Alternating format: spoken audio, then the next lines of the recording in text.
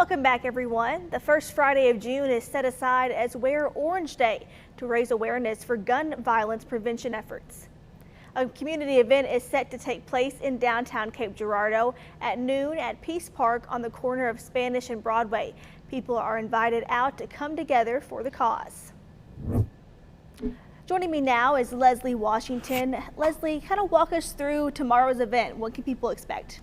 Well, tomorrow's event is going to bring awareness to the senseless acts of gun violence that continue to happen here in the community of Cape Girardeau, as well as around the country and in other states and things like that. And so at this Wear Orange event, we're asking people to bring gently used children's books for our reading program that we have in the summertime, and to help kids to read and things like that. So we're asking people to bring those gently used books, as well as there's going to be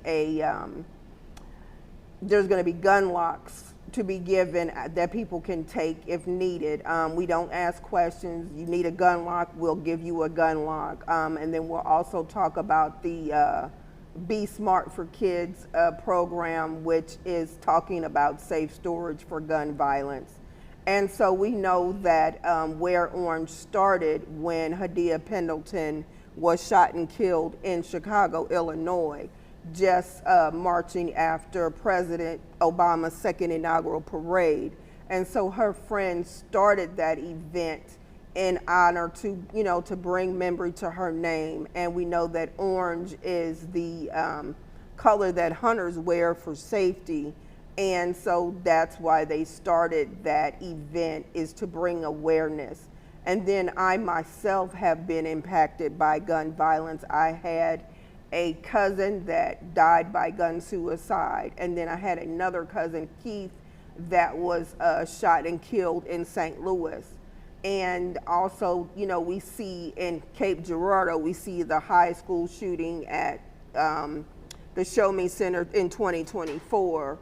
We also see where Madison Kingston Robinson was shot and killed at home at the age of 15, and then Kamari Childress, who we lost to gun violence at the CVS, and so these are the main reasons why I continue to wear orange and I continue to advocate, because it's something that's very near and dear to my heart. And it continues to happen every day. And so we need to hold people accountable for their actions, and we need to do our part to honor with action, and we need to say the names of our loved ones if you've been impacted by it. Yes. We need to respect those that have been impacted by it, because a lot of times people, if they're not impacted by it, they don't understand why you're so passionate about something like that. But with me having been impacted by it, as a survivor of domestic violence as well, we know that if there's a gun involved in a domestic situation. Well, thank you so much. That's all the time that we have. Okay. Thank you.